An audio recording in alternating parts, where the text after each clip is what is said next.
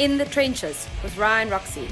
I don't know so much if it's a question, but it's maybe you embellishing on a story.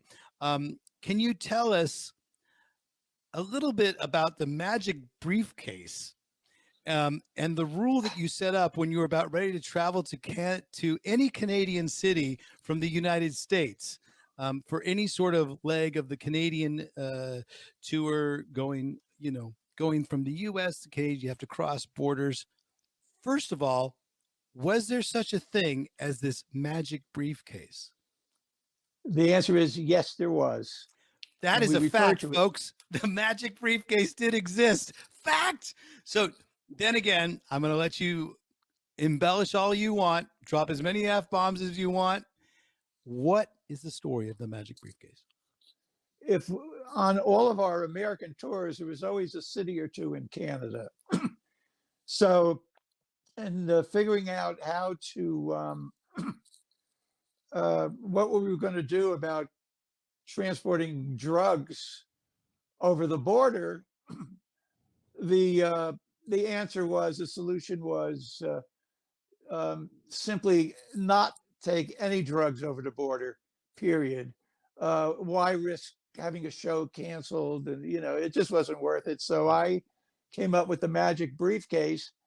So the night before we were leaving America to go to Canada, everybody would bring their stash to me, sealed, and they wouldn't use their real name. It would be Mickey Mouse, Donald Duck, and a little sealed just to envelope. clarify, Alice was not part of this because, as far as I know, those were not in Alice drug days. He was more of just a Budweiser type of guy, right? Yes, no, Alice did not partake in the magic briefcase, but everybody else did. So what I would do is everybody would bring their stash with a fictitious name on it. I'd lock it in the magic briefcase, and as we left the hotel, I would call the front desk. "Ooh, I left my briefcase in my room. Could you please retrieve it?" Yes, of course they would. And then I would tell them, "Hold on to it, and I'll tell you what to do with it." What to do with it was I would call the promoter and say, "Listen, I left my briefcase at the hotel. Would you mind picking it up, and I'll tell you what to do with it?" They had no idea what was in the briefcase. And so then we would go into Canada without any drugs. And what do we do for drugs in Canada? I would tell the promoter, "You better come up with some drugs if you don't want us risking." One of the many hats you had to wear. Right. So, and most of these promoters were young, entrepreneurial guys that were not adverse to taking drugs themselves. So they knew exactly where to get it. And I would tell the promoter to send it to the next American promoter, the briefcase, where the briefcase would be waiting for me when we landed at the next American city. And then everybody would come to my room, Mickey Mouse, Donald Duck, and I would dispense with all of their packages. Sounds more like a felony briefcase to me instead of a magic briefcase. But I got to tell you one more story. Go for it. The magic briefcase wasn't going to work in Brazil. There you go. Hold on, just so you know, Cindy Dunaway disclaimer: Dennis and I did not partake in the magic briefcase as well. So Cindy and Dennis, that is absolutely true. They did not partake in the magic briefcase. All right, so we have. I have a feeling there's going to be a lot of people retracting. I didn't say it was the Alice Cooper band. I just said it was like, I heard about this magic briefcase was a fact or fiction. Now it's fiction. Now it's all this. But what's the other story that happened with Brazil? We figured that when we got to Brazil, we would, cocaine was plentiful down there and pretty cheap. And so we get down there, and every time we front some guy the money to get us some coke, he would vanish with the money and never, and we're wondering what to do. Thank God it was only $100 an ounce rather than the 2,000 an ounce back in New York. But so finally some guy says, "Look, hold my brother hostage.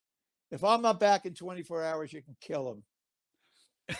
So 24 hours goes by, 48 hours goes by. So you just adopted a brother. "Kid, listen, kid, I'm sorry, but your brother hasn't come back. I'm afraid we're going to have to kill you." And the kid knew that we weren't going to kill him.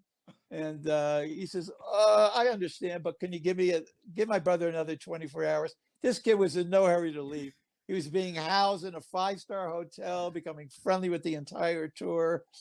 And he probably became part of the he part did. of the He show. became part of the whole entourage there. And we finally figured out how to get cocaine without being ripped off or killing anybody. But the kid remained sort of a quasi member of the entourage for the entire time we were in tour. So you're telling me let me say one more you thing. figured out how to get cocaine in South America? That, my friend, is amazing. How did you figure that out? I don't Go know. ahead. We just got friendly enough with people who were able to do it for us. But I don't want to give the wrong impression.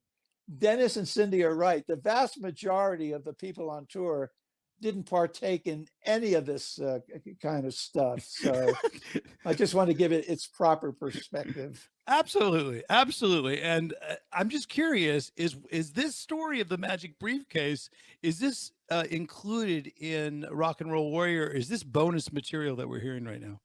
No, it's included. It's included. There you go. So you'll probably hear it with better adjectives and better editing.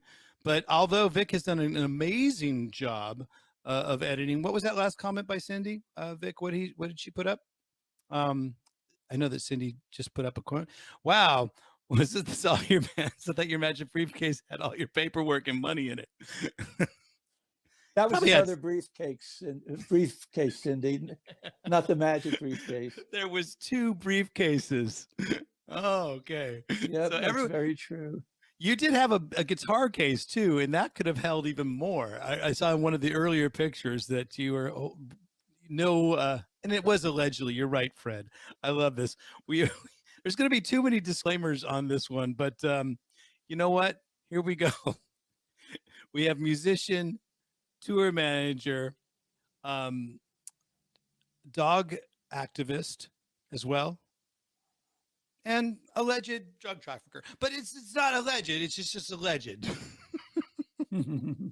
I'm Ryan Roxie, and I've taken all my years of experience of playing guitar, and I want to pass the torch of rock and roll on to you. Check out the System 12 Guitar Method.